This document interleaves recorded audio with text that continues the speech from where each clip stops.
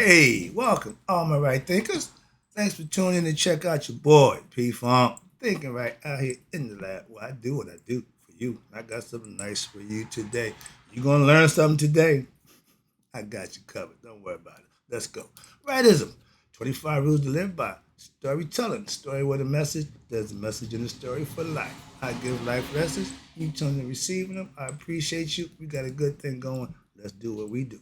Right Thinker's mission, and that's what I'm on, is to enlighten, inspire, educate, and motivate you, the individual, to a higher spiritual level of enlightenment. Right Thinker's way of life through mental and spiritual discipline practiced daily will help and guide you to obtain your goal of spiritual enlightenment, aka know thyself. My mission, and that's what I'm on, is to give you information so that you can know thyself. Your goal as a right thinker is to know thyself. Let's work this out and you get this what you need, knowledge of self. So that's what I gave you. So I asked the question, do you know you? It's rhetorical. But if you don't have an answer for yourself, tune in. I can help you with that. That's what I do for you. A person who knows not and knows not that they know not is foolish. Disregard them. A person who knows not and knows that they know not is simple. You can teach them. That's why I do what I do for you. Appreciate you too. Stay tuned. I got more for you. A person who knows not and believes or think that they know is dangerous. Avoid them. I do. A person who knows and knows not that they know, it's okay. I can awaken them. They're spiritually asleep. I can awaken them. I'm the spiritual alarm clock here to wake you up with knowledge of self. That's what I do for you. A person who knows that they know is wise. Follow them. All these persons reside in you. Right thinkers know thyself. And to my yacht, be true. I'm back on the tree of life. We doing Gab, lesson number 11. We almost there. All right. So this is the title right thinkers. Let's talk about break down the principle of Gab and freedom from the earth realm. Yeah, you about to leave here. They knew that. They getting you prepared. This is another lesson to get you to understand the concept. Hope you get it. Let's go. This is a good lesson. Now, we done been through 10 lessons of the tree of life. We're going to talk about Gab. We continue today picking up where we left off. I just got finished with the saw in the Tree of Life series of the Anuian theology, ancient Egyptian studies. That's what we're doing. That has taken us to what? Back to the very beginning of what? Netherine culture and philosophy. Excuse me. I'm sorry. Let's start this over. Oh, my bad.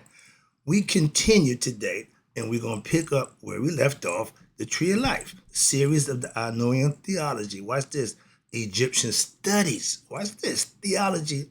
That means there's a faith, there's a belief. We got that. Studies that have been taken, that has taken us to what? The very beginning of the Netherine culture and philosophy, priests and priests of the city of Anu.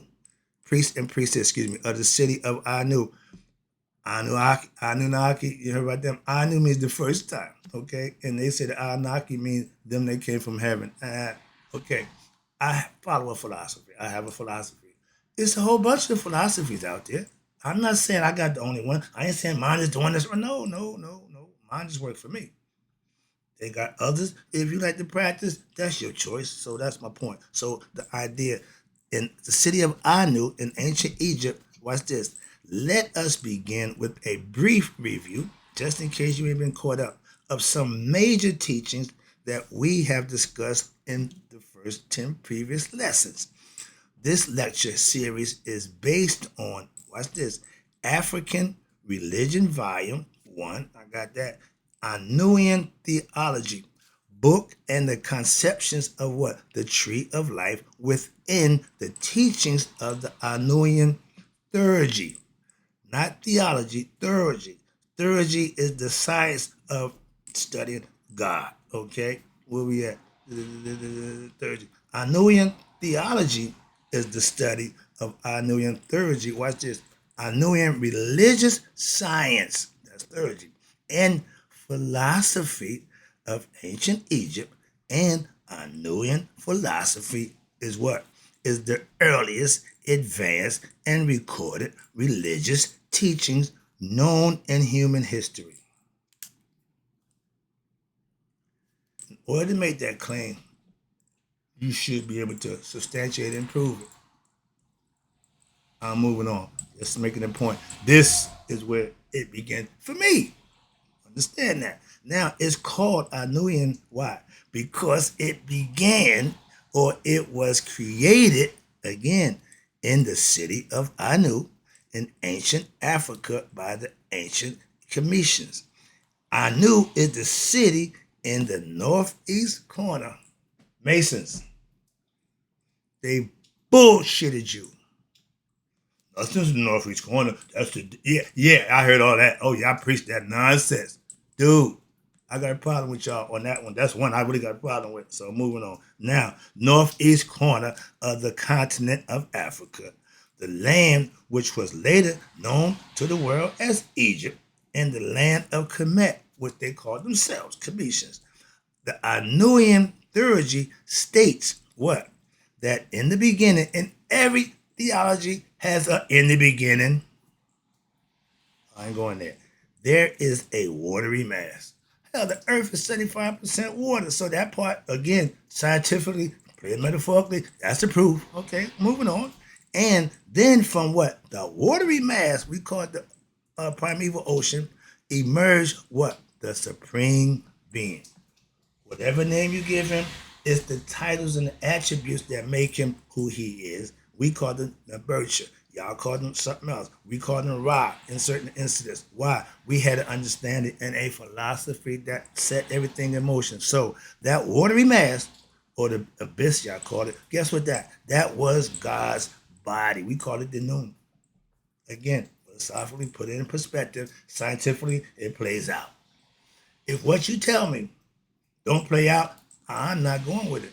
So belief systems don't play out. So I don't go with them for that purpose. Moving on. So, and by what? It's desire. What? To be actors. The desire by its actions, and the desires by its actions, what happened? It turned that watery mass, what? Into forms of creation, aka nature. We're gonna break that down. I got you. Don't worry. The Geb is the man. And how did it do so? See, we explaining some questions that you may have. So that's what I said. It should play out. I'm gonna answer the questions. That's what it's for. By creating what? 9 principles. 9 principles. Not gods, not human beings. Principles. Big difference. Now, along with itself, making it 10, 9 being the highest number. Did you know that? Okay. When you go back after 9, you're going back what? To beginning to 1, and you're going to add another number to that. And 10. These 9 principles, again, principles. If you understand the concept of principles, you're in the right game. Why? If you don't, you're going to be confused. But the 9 principles represent what? The elements of creation. They're explaining creation metaphorically, philosophically, and scientifically. So you can have an understanding, not a belief. You should be understanding what's going on or how it started. That's what they did. And they didn't hide it from the masses. I'll get that later. Now, most of you have heard, that there are 4 elements: earth, wind, and fire. The group. But, and maybe there's a 5th one, and they call that ether. But if you add ether, and this is only what? Half of the teachings. Those are elements. You can't manufacture air. You can't manufacture rain. You can't become, sorry about that, the elements. They're there for a purpose, for creation. And now, from the Tree of Life series, we have learned what? That they are actually 10 elements that go what? To compose our reality. Physical time and space. Why? Because if you have either air, water, fire, earth, they don't use heaven. That's new. They use ether. What does it mean? What can you do with it? Absolutely nothing. Why? These five elements are just the basis of what? Said creation. Again, the building blocks of what? Physical objects, aka creation. Now, follow me. In order for a human being to have an experience, hello, we are spiritual beings coming to human form to have an experience, a human experience. What? To learn a lesson. What? To know thyself. This lesson ain't here for you to be rich and famous and go out on the animals and be on some no, all that. That's going to happen on its own. Your job is to what? Know thyself. Why? Because when this physical world's over, you either going to go that way or that way. Vertical, good. Horizontal, not good. This way is not good. You want to go this way. You want to go up, reach the peak, your best self, conceptually. But now you have to have an experience of creation. To what? To perceive what? And relate in time and space, aka reality, earth, physical plane, where we are.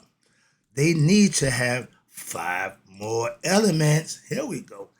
Geb being the fifth element, which represents earth, and those elements that we have introduced already in this series. Watch this. There must be an element of what? Asar. Ding, ding, ding, ding, ding. That's us. Spirit, soul. You got soul, you got life. What? Whoa. Watch this. Watch this. The principle of Asar, just gave you that one, which is soul. Okay. Like James Brown said, I know you got soul. Why? If you didn't, you wouldn't be on earth. Why? This is going to break down for him and answer that question. I'm glad to. Good segue. Now, if you don't have soul, what that mean? You can forget having a human experience. Okay? Why? As a human being, you can forget your five senses. They won't help you. They won't do any good. Why? You will be what? Just a corpse. The physical body, with everything that comes with it, without the soul, means nothing. A corpse has a nose to smell with, fingers to touch with, skin to feel with, eyes to see with, and ears to hear with. That's the physical body, the five senses. But with and so on and so forth. Yeah, but those senses do what? The body no good. Why? They do not. They do that personality no good. Why? Because there is no soul. Tell them, James. And beyond that, what sustains the soul? Ding, ding, ding. That's where we headed. The higher principles. And the most of all, which is what? Ra, the sustainer, the soul, and its existence. The spirit that's in us is of him. Everything, the elements around us is of him. You see where we're going with that? And if you claim to know, that's a philosophical concept that you based on what you was told and what you believe, but what you manifest is what you know. Okay, a lot of people will tell you that I don't care about how you feel. I could care less, but man, that means nothing. Tell me what you know. If you had your experience with God, then you know God for yourself. Now, how you interpret that and how you express it, that's all up to you. Some of us articulate it better than others. That's all. But I don't deny nobody's right to know God for themselves. That's only where you going on. How can you? No, I'm just trying to teach you how to get to him. Because if you do these things, he'll make himself known to you. Why? Because he's inside you. You just got to realize that. I'm help. My job to help you realize that. That's it. Nothing else. Now, how do you do this? Where we at? Where we at? Okay. This, what it is. Where we at? Where we at? Okay, the body. And by his desire, okay, we did that. Now you must have heard, watch this, elements of what you ever did. Where am I at? I don't know. Okay, so now watch this. What if you have a soul and you have the elements, but you don't have wisdom? I mean, you ain't got our set. You'd be what? Running around on the third level of the chakras like an animal, living off what? Your beastly nature, aka instincts. Man has beast in him. The first monument shows you that. And what conscience does an animal have of the world? This is what makes human beings different from the animals. Ding, ding, ding again. We are superior because he built us that way. We don't have to give it to the animals. We smarter than them. We can train them, domesticate them, y'all hunt them and kill them for sport, all that nonsense. But we run the domain. All right. You have intellect. You can cognize, you can reflect, meaning the self can check itself. You can just talk to yourself. Higher self. It's always been there. We just don't psychologically understand that. So try to break it down for you. Watch this. You have the world, the animals. This is what makes human beings different. And watch this. Your intellect, you can recognize, watch this, but goodwill, the capacity to reflect, be if you don't have the virtue. Again, excuse me, sorry about that. Now, that's what reality, mortality, understanding, nature. Watch this. If you don't have death, well, I want to, it will not be useful. Why? Because all your reflections are going to be about what? Your life. That's all you know.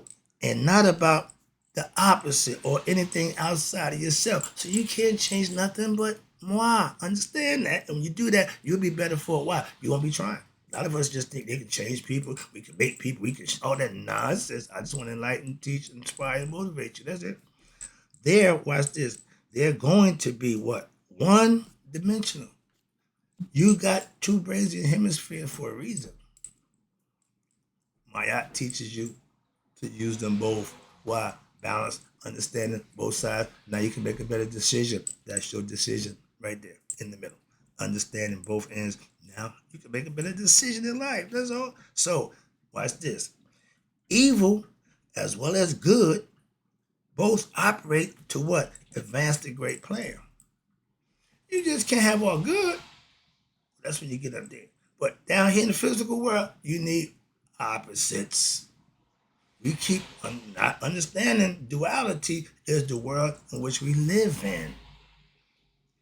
And quick lesson, let me wrap this up. I got a whole bunch of stuff. Let me get to this one, get this first lesson out. And what will you do without, you ready? Your ego, set, without opposition. You need two things to go, okay? Without that, which is negative, your ego, your lower nature is negative. It's not a good thing. It's there. It's for you. You can live off it. It's just not a good thing. Simple. If there is no trouble in your life, you will never come to the temple of Aset and listen to the teachings. Why? Because everything's going so good for you in life. Because there is what? No trouble. And set means trouble. If you can put trouble in its place, you're good. If you let trouble dictate your life, watch this. And that means death. So both of them together, evil and death, they go together. Why? They're going to keep you right here. Nature knowing the body's going to run out.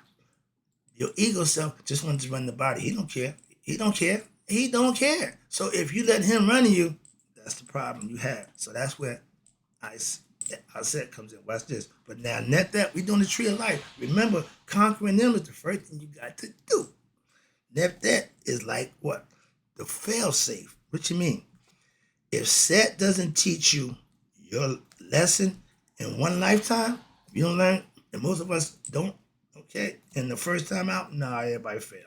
That has to come along and what? And kill you so that what? You will be able to come back so that you will what? Die like nature and what? Come back another day and have a struggle again until you what? Get it right. That's the concept. So they gave us this little phrase, know thyself. I've been riding that phrase for a long time and it's powerful. So understand that. I'm based my philosophy behind that. And that's what I drive off of. Where we at? When you reincarnate, that means you didn't know yourself. You didn't become conscious. You wasn't spiritually enlightened. You didn't learn about God. You didn't enlighten yourself to God. So you going that way, not that way. And for those who practice a religion, the tenets, they will benefit from what? The deeds and things that they're doing. If it's Christ that makes you do right, I don't care. If it's Allah that make you do right, care less. Buddha, don't care, but do right. I could care less what you call it. Come on, man. But do it. And watch this. Also, death is what there so that what? We can give other souls a chance to what? Incarnate.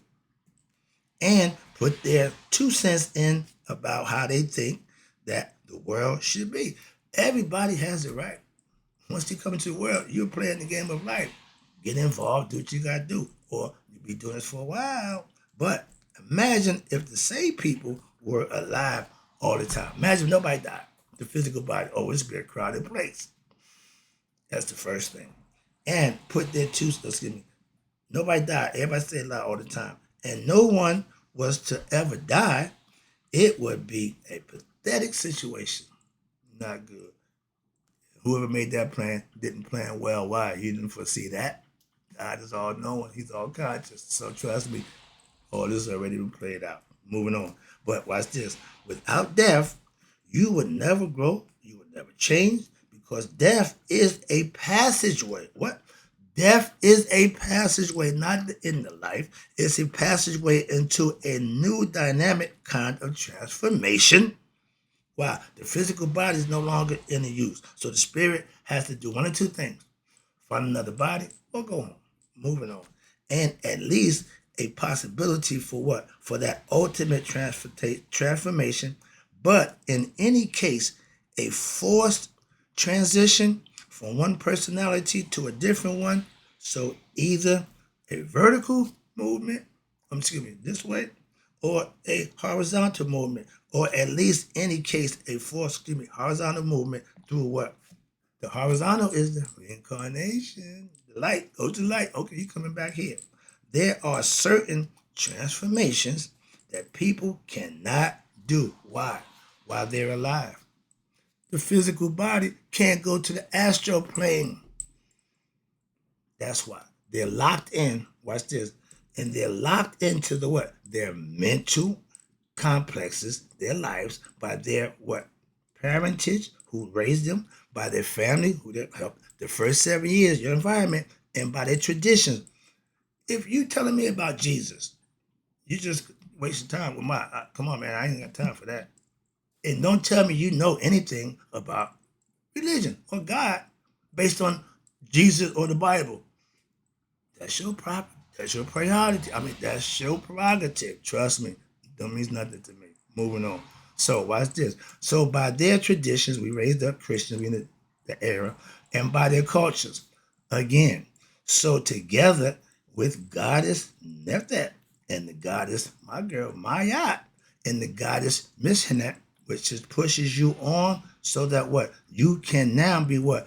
Born into a different family, so to speak, different environment, one that's more conducive for you to know yourself, okay? Born into a different situation, born as a different character, but also possessing the same soul. Ding, ding, ding. Albeit ignorant of its true nature beyond the personalities that it operates through, meaning the self. You can believe whatever you want. That's your prerogative again. But the bottom line is how you living. Because at Judgment Day, that's what's going to be taken into consideration, not all that other nonsense. Now, in one likely, you will be a mother, or like you'll either be a father, again, in another lifetime, but you'll be a sister or a brother. And this is all conceptually, okay, yada, yada. Okay, but watch this. So through this process, we call it human experience, life, you can get all the realms experience so that what? You won't be one-sided in your what? Life experiences. Some of us got to do it over to get it right, to learn certain things. And the broader your experience becomes, the lifetime you don't come back, what happens? The more expanded your consciousness. I don't know how long my spirit been here, but my conscious is in point. So this is our last go around. The vertical move, not no horizontal. That's for each individual. Okay. But what good is all of this possibility to gain all this, watch this, experiences if you don't have any spiritual aspiration. You won't. If you ain't inspired to be your best self, some people comfortable just getting by, just, we call them lazy. If you don't have the desire to achieve the ultimate freedom, aka knowledge of self, to free yourself from this physical hell, and that is, you ready? Haru Er. Haru. The spirit is great when you recognize it in the physical body. That's the goal. Okay. What would it be? What would be the purpose of life? Again, well, why am I here? Why am I coming into the world? Excuse me, you become Haru Er. What would be the purpose of life if you are born just to face what insecurities, anxieties of growing up and going through the toils of raising children, suffering the ravages of old age and diseases, love some people, hate others, your desires of objects of the world, and be forced to run around competing with other people, we call it rat race, just to get pleasures and accumulate a bunch of objects, things, only to what? You ready? To give them up when? At the time of death. Going through that eye of the needle is you giving up everything you got. You can't take nothing with you in this physical world. That's the lesson. Hope you understand it. I'll be back with more because it's just getting good. I hope you enjoyed it. I like giving the information to you. I'll be back with more. And then closing, right thinkers, may y'all let it be 100 and me 100 minus a day. So I never know that right thinkers like you have passed away. I'll be right back.